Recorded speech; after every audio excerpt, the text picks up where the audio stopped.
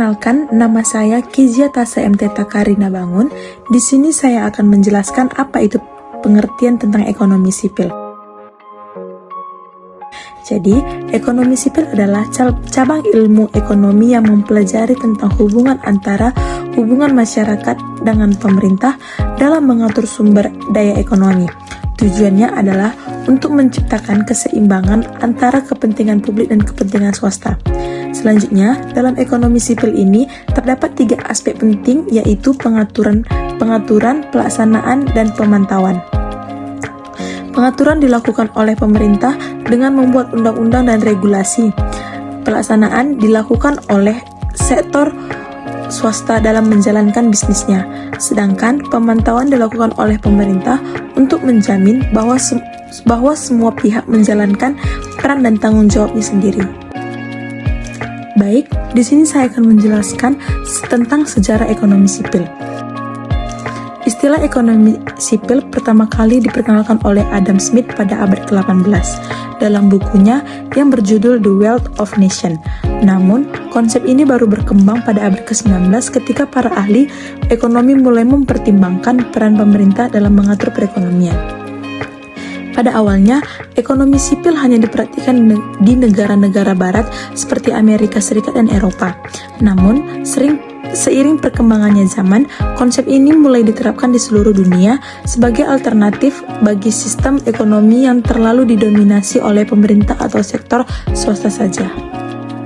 Baik, di sini saya akan melanjutkan materi yang sudah dijelaskan tadi mengenai sejarah ekonomi sipil, dan sebelumnya perkenalkan nama saya Roland Pastorus dengan NIM 32231111022.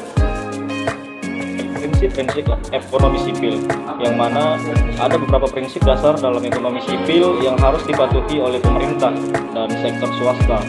Yang pertama itu ialah prinsip efisiensi, yang mana prinsip ini menekan kepada penggunaan sumber daya secara optimal.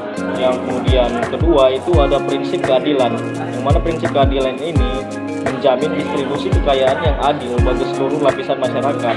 Kemudian ada prinsip yang ketiga, yaitu prinsip transparansi, yang mana prinsip transparansi ini menjamin keterbukaan informasi dan akuntabilitas dari setiap keputusan yang diambil. Nah, selain itu, ekonomi sipil juga menekan pada kepentingan kerjasama antara pemerintah dan sektor swasta dalam mencapai tujuan bersama.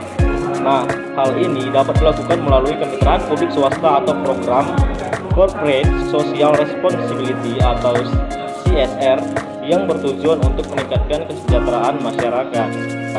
Nah, kemudian saya akan melanjutkan materi mengenai kelebihan ekonomi sipil. Salah satu dari kelebihan ekonomi sipil ini adalah menciptakan keseimbangan antara kepentingan publik dan kepentingan swasta. Dengan adanya regulasi yang jelas, kemudian ada sektor swasta yang dapat beroperasi dengan lebih baik kepada masyarakat, dan masyarakat dapat merasakan manfaatnya.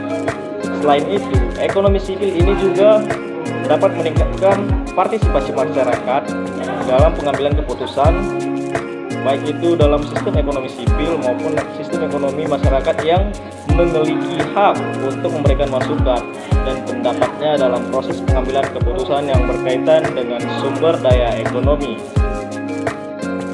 Perkenalkan, nama saya Teresa Diningkur Pasburian. Di sini saya akan melanjutkan dari materi yang sebelumnya, yaitu tentang kelebihan ekonomi sipil. Saya akan melanjutnya ke kritik terhadap ekonomi sipil.